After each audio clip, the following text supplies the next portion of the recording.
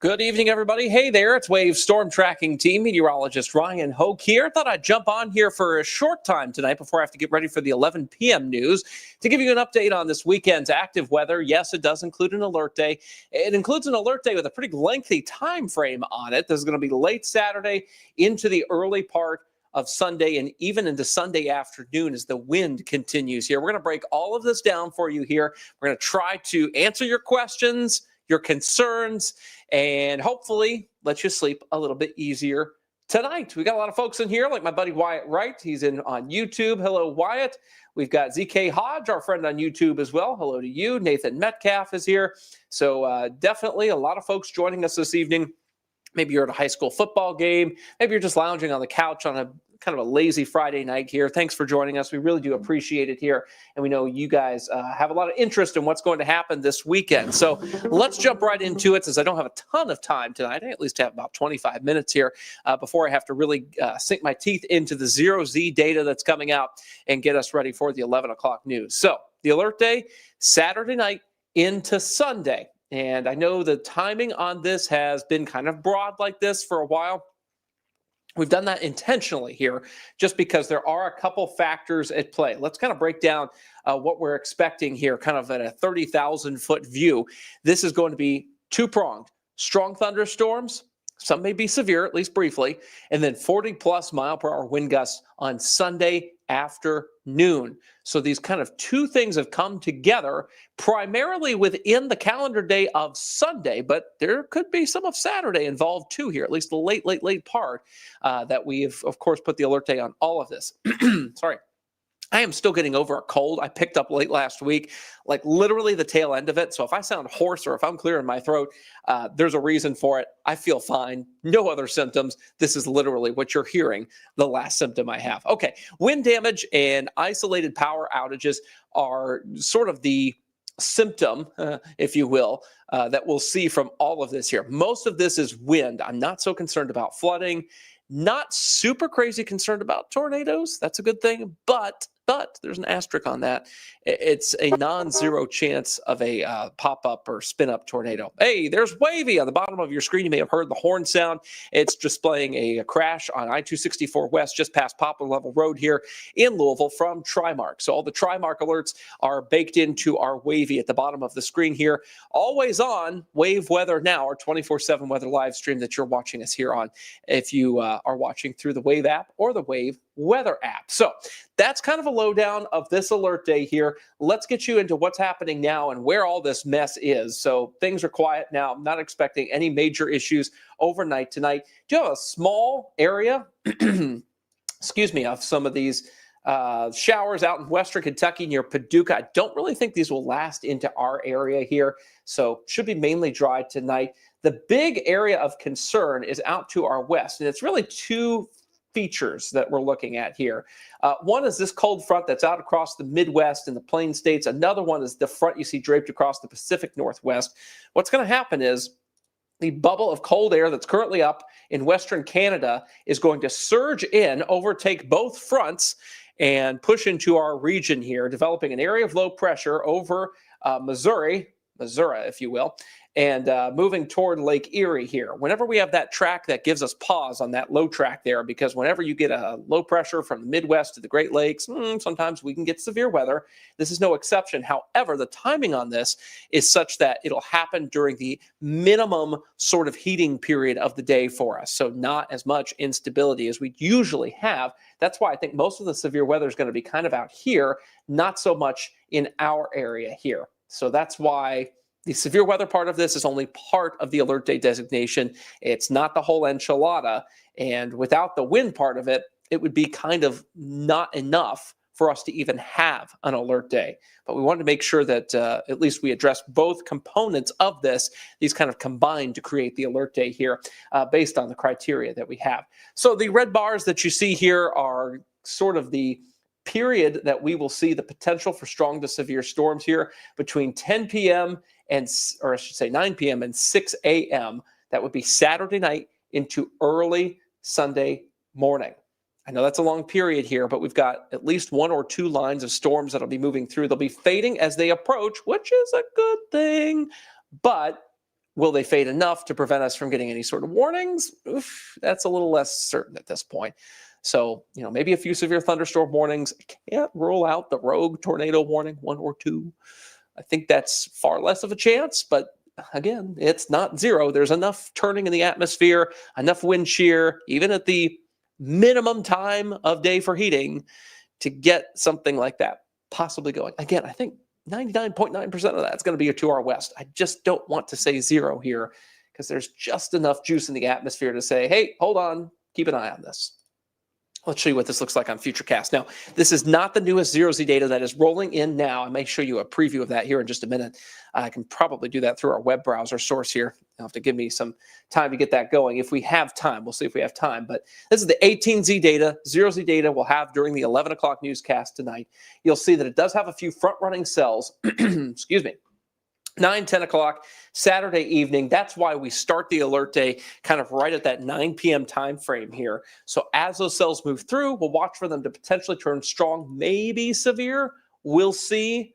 It just, there might be an inversion at the bottom layer of the atmosphere here that we deal with even by that time because the sun will be down. It just might not be enough juice when it comes to the instability in the atmosphere for this. Just might not be enough. But regardless, here comes that line of storms that we mentioned, at least one of them, from our west after midnight. Now, see how Futurecast here, this is the HRRR model for you nerds out there like me. We've got one line of storms here that's not very impressive. And then, whoa, what is this? This is the actual wind shift right here. So it's kind of the cold front itself, and a line of storms maybe along that. Oftentimes, the models will try to put two lines of storms consecutively, one after the other. And oftentimes, one is much weaker than the other. Usually, the second line of storms, this one back here, would be the less weak, and this one would be the most intense. So you'd have the weakest back here, the most intense line of storms up here. Though the model today is showing the opposite. Can that happen? Yes, we saw it earlier this year in Washington County, Kentucky, where you had a kind of initial line of storms that moved through, then another line on the backside very close to it, and it spawned a tornado. Yikes, right? Not saying that's going to happen this time. I'm just saying that we always need to watch even the second line of storms in a scenario like this. Despite the first line moving through, sometimes it can be the second line that has enough of a bump to create a little rotation or some severe weather. So something to keep in mind. This is not a huge deal. This is just something we'll be watching. Carson Meredith is going to be here late Saturday night, early Sunday morning. Kevin Harned's going to be on guard. We're all going to be watching this. If it goes into a situation where we have a big problem, then we'll make sure that we gather as many resources here as we can in a very short time frame. All right. So we've got everybody watching it. All the eyes are on it. We just don't think this is going to be the whole enchilada. So check the timing on this. Excuse me, I'm going to get rid of this thing. I've got to run a 5K in the morning. Got to get through this. I'll be coughing up a lung trying to keep my voice good tomorrow morning. So anyway, you'll see that we've got that line of storms that tries to push through here at 6:30 in the morning. It may be faster than that. Oftentimes the models are a little slow, so maybe 4 or 5 a.m. And that would have the wind shift of the cold front, so cooler air moving in on the backside of this. Maybe a chance for some stronger storms, maybe a rogue severe thunderstorm warning along that line, and potential for 50-plus mile-per-hour wind gusts outside of those storms. This will have a lot of wind energy with it and maybe 60-mile-per-hour gusts if you get a warning or two out of it. All right, so on the backside of this thing, much cooler. Temperatures fall into the 50s behind this front. So it'll be kind of a raw, showery, windy afternoon. On Sunday, those gusts will be up to 45 miles per hour at times. Let's talk SPC risk here on Saturday. This is a marginal risk, a 1 out of 5 marginal risk of severe weather. You see that slight risk out to our west. That's getting your attention. I know it is because it gets my attention when I see that on the screen. Everybody's asking, could the slight risk get extended into our counties? The answer is we don't know. And that's because we have to wait and see how fast these storms are going to be, how the low pressure is going to deepen as it moves through the Midwest up toward Indianapolis. It's tough when you have a deepening low pressure that's happening in real time as it drags across our area. Things can happen, either good or bad, with that the models don't pick up on very well. So that's why we're keeping a close eye on this. That's why we kept the alert day designation on this thing. It is definitely worth having it. Based on what we're seeing here, at least, if nothing but for the wind part of this Sunday afternoon with gusts of 40 miles per hour. All right, let's dig into the data a little bit more here. This is the tornado potential for you nerds out there. This is SIGTOR, Significant Tornado Parameter, STP, and anything that you see in kind of gray is just the absolute baseline lowest values of this, right? And you'll see it starts to ramp up by 10 p.m. Again, absolute lowest values you can get. This never turns that yellow or orange shade here on the legend at all. So we have just the bare minimum, but enough ingredients for maybe a spin-up tornado if we play our cards wrong. So this is the potential rotation tracks. This is updraft helicity index for you nerds out there.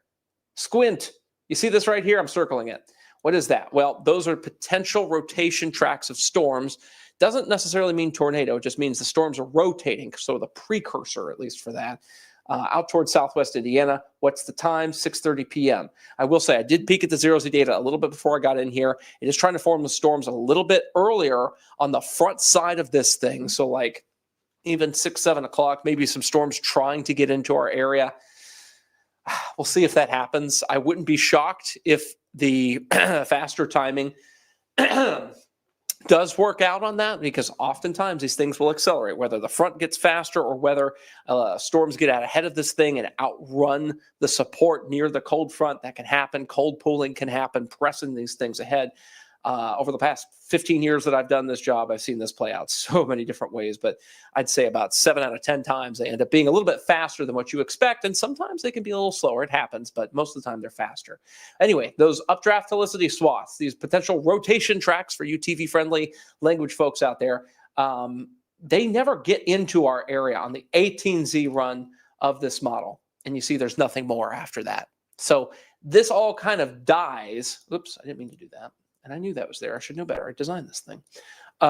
This thing really just dies, this whole situation, right as it enters Du Bois County, according to the HRRR 18Z data. And I think that's a pretty good bet. That's what most of the data has been saying. Nothing is painting this crazy severe weather scenario in here at all. But it is keeping just enough of a kick to warrant us to watch it. This is what we put together yesterday. I updated it today. It's our impact timeline. We have not patented it, but at least it's something that we're trying to do to make it easier for you guys to understand the timing and the impacts, because this is one of those like two-pronged things where we've got an alert day for two reasons, and we want to make sure you know what they are. So during the strong storm period, 9 p.m. Saturday night into very early Sunday morning by about 6 a.m. when that ends, we could have 50-mile-per-hour gusts as well alongside that. 60-mile-per-hour gusts would be possible, and any stronger storms that become severe. So that's the 50-mile-per-hour gust category there. Early Sunday morning, late Saturday night. Capiche? Cool. By Sunday afternoon, after a little bit of a break in the wind around sunrise, we get into the 40-mile-per-hour gust, and those happen just with showers and without any rain at all at times, just because there'll be so much wind energy with this system. And especially if we see a peak or two of sun, that mixes up the atmosphere. Those fast winds aloft go boom, whoop, right down to the surface, and that is how we get those gusts. Now, could the National Weather Service issue a Wind advisory? Yes, they could. They're thinking about it. We'll see what happens. They'll make that decision a little closer to time here. So talking about Sunday, this is what we've got cooking here for you. Again, the severe weather threat ends by 6 a.m. Sunday. A few showers stick around for a good chunk of the day, at least during the late morning into the early afternoon. Wind gusts, this is the European model's wind gust output. You're seeing by 3 o'clock on Saturday, maybe some 30-mile-per-hour gusts, a little bit of a break before the storms. These are the storms that are moving through, and their wind gusts. See the potential there for 40-mile-per-hour wind gusts outside of storms. Some of those storms could have 50. Another break around sunrise, Sunday morning, and boom, there are those 40, maybe even 45-mile-per-hour wind gusts by Sunday afternoon, marked there in purple. And again, the storms will be well over by then, but we might have a few showers around. Then guess what? It's all done. All right, so how much rain are we going to get out of this? Not a lot, because this thing will be booking it. You'll be lucky if you see an inch. Most of us will see about a quarter to a half inch. That's it. Not a big flooding scenario for us, that's for sure. Quick invitation to you here. Making Strides Against Breast Cancer will be Sunday in some of the wind and maybe a little bit of the rain with myself and Don G. emceeing that event. It will be falling through the 60s and 50s. It will be windy, but the show must go on. For all those folks who are going through breast cancer, the survivors, their families, raising money for a fantastic cause. And if you want to donate to my cause for the American Cancer Society that's connected to Making Strides, Men Wear Pink, at the end of this broadcast, I'm going to show you how to do that. I've raised over $15,000 already. I want to get to $26,000 by the end of the month. We'll have a little telethon at the end of this broadcast here in about 5 minutes or so. What I do want to do is put back on the screen sort of our bottom line for the alert day, get to some of your questions.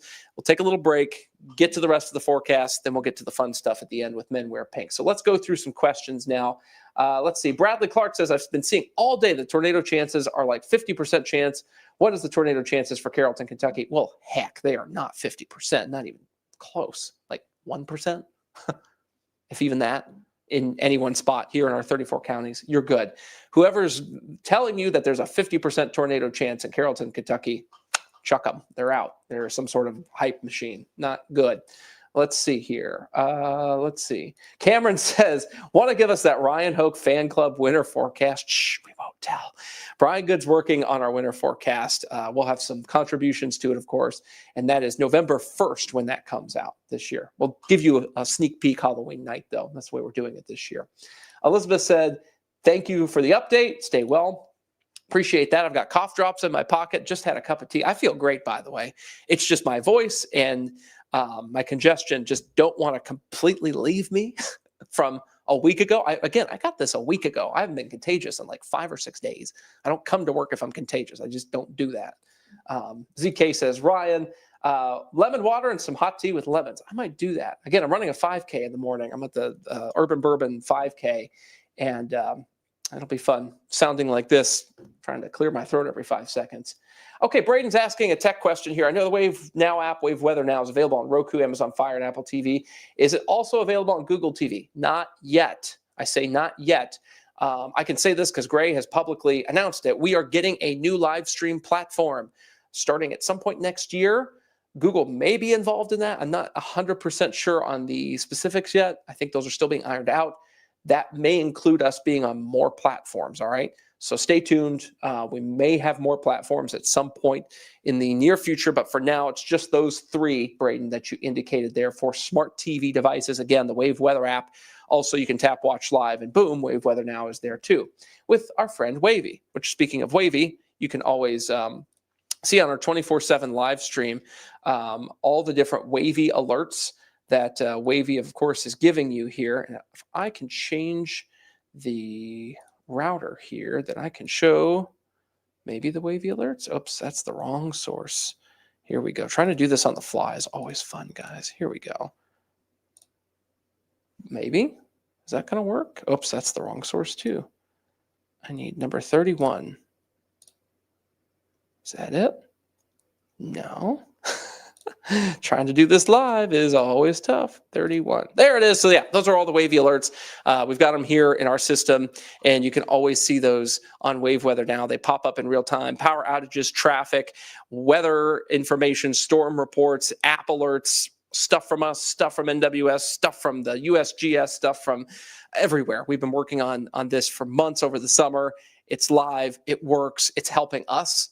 We use this thing right here in our weather office and in the studio to keep us abreast of things, because this thing right there is often faster than some of our other sources to get data, which blows my mind because it's not all that complicated of a thing. It's just, it works. And that's what's fabulous about it. So we use it. You can use it. Wave Weather Now, 24/7 weather live stream. You can see every 10 minutes this chart here. And then as they happen, they pop up at the bottom of the screen on there too. So just a little bit of inside baseball for you nerds out there that may be wondering what's going on with Wavy. Okay, I'll take a couple more of these here.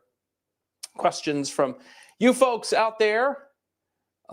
Braden says, I feel like Wavy will be active this weekend. Yes, during our flooding event last week, it was going nuts. It was great to use and have those reports as they come in. Laura says, well, we need a freeze soon to kill these allergies. Any sign of that soon? A freeze? No. A frost? Maybe next week for rural areas. Midweek or so in the mornings. Wednesday morning-ish. We'll see. 30s outside the city then. Braden's asking about a wind advisory. It did cover that. Said that NWS is considering it. We'll see how that goes. Let's see here. Excuse me. Good Lord Almighty. Missy's here from Washington County. Hello, Missy. Let's see. Bradley's asking on YouTube, should I be safe to go to work on Sunday morning? I have a fear of storms. I think you'll be fine. Drive safely, of course. If there are any warnings, try to delay or advance your travel as much as you can to avoid that. But again, I think this is just wind and rain, 99.9% of it. Anything more than that, we'll see. But I don't think that's a huge deal. Let's see what else is going on here. Any other questions? I think I've reached the end of the questions. So what I'm going to do, we're going to take a quick break. We'll go through more of the extended forecast, including another wind event possible next week and the temperature drop. And then finally, how you can donate to my Men Wear Pink campaign and an update on that. Figured to be prudent because you see me wearing the pin and, of course, my pink tie this evening here. So give me just a second. Some of you may see ads. Some of you will see this slate here that says we'll be right back. But give me about 1 minute and we'll be right back. Give us just a sec.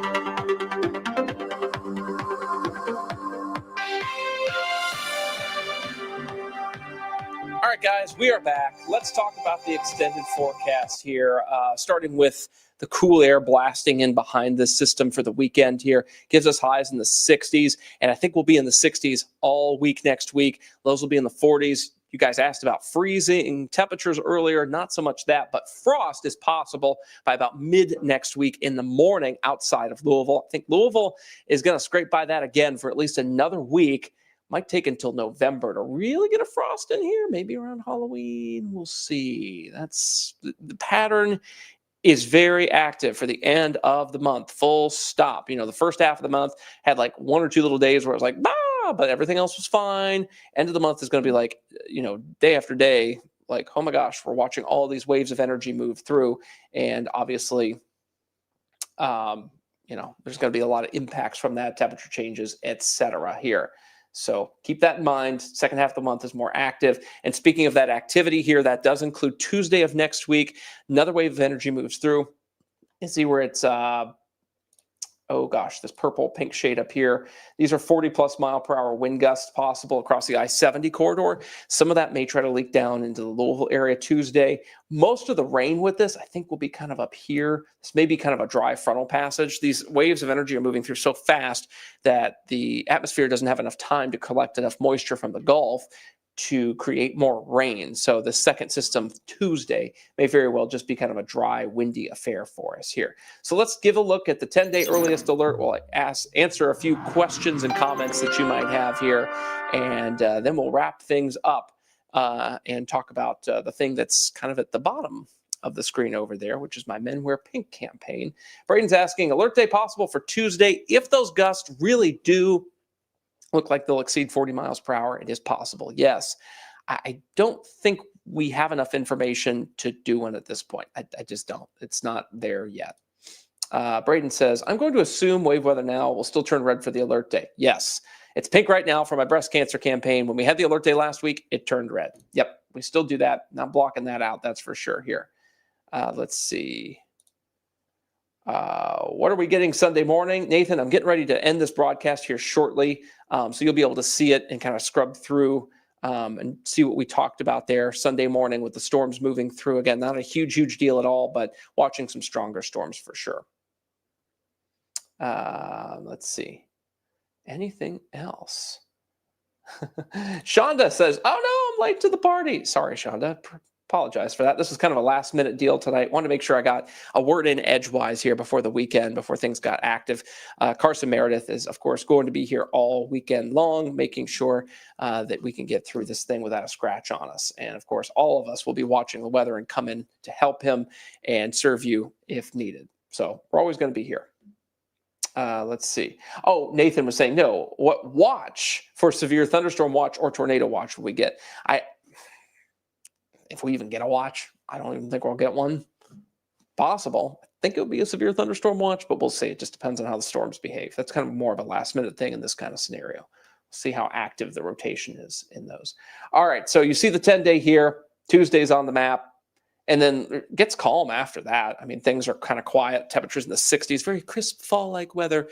And the trees will start to turn more colors because we're getting toward the peak of that, which is around Halloween around here. Saw today the trees were really starting to turn in my neighborhood, so we're getting there. Shonda's asking, is someone going to help Carson tomorrow night if needed? Yes. Kevin is on watch, and all of us will actually be on watch for that just in case. We can all come in if needed. So excellent stuff. We've got a whole team here to support each other, so we'll make sure that everybody is served appropriately on all of our platforms, including here on Wave Weather Now. Before I leave you this evening, because I got about 2 more minutes before I have to leave you, I did want to give you an update for some of you who may be interested on my Men Wear Pink campaign. This is a thing that I started nearly 10 years ago and has blossomed into this amazing way for me to give back to a community that I care for so deeply. So for those of you who don't know, I lost my mom to breast cancer when I was 14 years old. She was only 38. She wasn't even at the age to get a mammogram yet, because you just don't give a 37 or 38-year-old a mammogram back in 2005 without pretty good reason, right? Not even sure if the insurance would have covered it. But she was diagnosed in the summer of 2004. She went through radiation and chemotherapy for a year, and we lost her in July of 2005. I kind of grew up without my mom. I have a great stepmom, by the way. She's still around. Love you, Linda. But my mom, didn't live past 38 years old. I'm 34. So I'm getting close to the age that my mom was when she passed away from breast cancer. And that is a really surreal experience. And I think about all the families that have gone through something like this, because it shattered my family. I mean, we were devastated. It transformed who I was as a person, made me very independent because I had to help take care of her a little bit, and my brother during her breast cancer, diagnosis and treatment, and losing her and having to, go through an estate sale. And, my parents were divorced.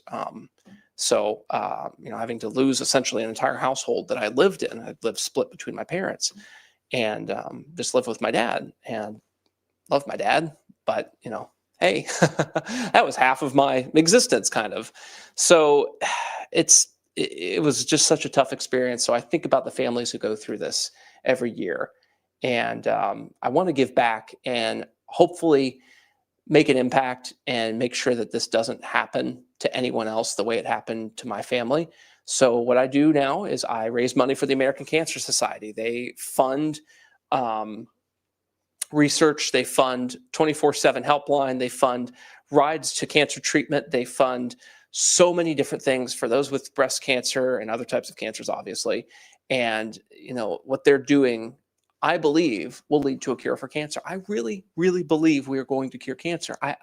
Because I have no other thing to hang my hat on this, right? Like, we are full steam ahead to a cure for cancer at some point. The science is just getting good. The treatments are extending lives. We are celebrating more birthdays because of this. Since 1989, the breast cancer fatality rate in the first 5 years has gone down like crazy.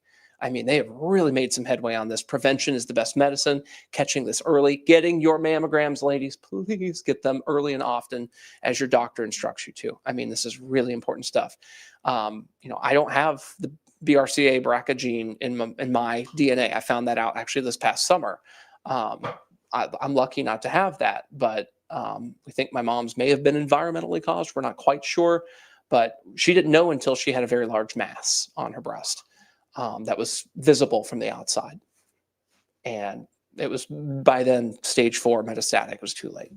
So that's why I partner with the American Cancer Society every year to raise money. This year, I want to raise $26,000. Last year, I raised about $25,000 something for the American Cancer Society. This year, is part of my Men Wear Pink campaign. $26,000 is my goal. I am over 60% of the way there. I just crossed $15,000 tonight, which is awesome. Thank you to the more than 200 donors who have donated. And so many folks have donated, just a few dollars. I think yesterday my average donation was $66. We've had folks donate as low as $5. Some donate as much as $2,000. So what I'm going to do is I'm going to, if I can here, post my link. Oh, it won't let me, but I can type it in manually. I'm going to post in the comments here a link to donate if you'd like to help me. You have until the very end of the month here. So this goes through the end of October here. Let me type it. I have to type in this link here manually, but it will go to all of our chats here. Events.org/go-to/Hokie. Let's see if that works, and hopefully the link works. Okay, there we go. So the link that I just commented on YouTube, Facebook, Twitch, that's where you click to donate. Again, $5 is great. 15 is fantastic. 50 is amazing. Anything over 100 is just exceptional. And thank you guys so much for what you have done. You can also search Men Wear Pink on Google. Click the first link. Men Wear Pink Kentucky, by the way. Men Wear Pink Kentucky. Search for Men Wear Pink Kentucky. Click the first link there, and click my picture, and that'll give you a link to donate in there. That makes it super easy. Really appreciate all of those who have donated so far. Don G ran a story about this yesterday, and so many kind people who watched donated. I think I raised over $2,600 just yesterday alone for this. Again, this goes straight to the American Cancer Society. I don't like dealing with money at all, so this goes straight to them. They know what to do with it. They're helping folks get through their treatments. They're helping folks get to their treatments. Really appreciate everybody listening to my sermon about this. It's Breast Cancer Awareness Month. This hits me harder than anyone in this building just because, I lost my mom so young. And we all have degrees of a relationship with cancer, whether it be a cousin or a coworker. And for some of us, it's a direct parent. And that's how life is, unfortunately. Appreciate you, Todd. Did you just make your profile picture a picture of me? That's hilarious, Todd. You were hilarious. I love that. Todd's a good friend of ours up there. All right, guys, I'm going to quit rambling. Again, search Men Wear Pink Kentucky on Google, or go to the link that I posted in the comments of all of our comments on the live video here, Facebook, etc. Just look in the comments. You'll see the link. Click it. Donate. Really easy to do. And you can also send in a check if you're old school. That's okay. I have had a lot of checks sent in, and there's instructions on that link to send a check. Please don't send me a check here at the station. It makes it exponentially more difficult to get that processed. But it can be done. It'd be a lot easier if you followed the instructions at the link. That's for sure, because they're taking the money and I don't have to touch it. And that's a good thing, because they're better with numbers than I am. All right, guys, that's it. Thank you so much this evening for your time. And of course, for watching Wave Weather Now. We will, of course, be on the 11 o'clock news. I'm going to go look at the 0Z data here. So watch us if you're local to us on TV or on Wave Now, or even Wave Weather Now. Our main weather hit there at around 11:10 or so, because we have Touchdown Friday night. So it's a shortened, abbreviated newscast this evening.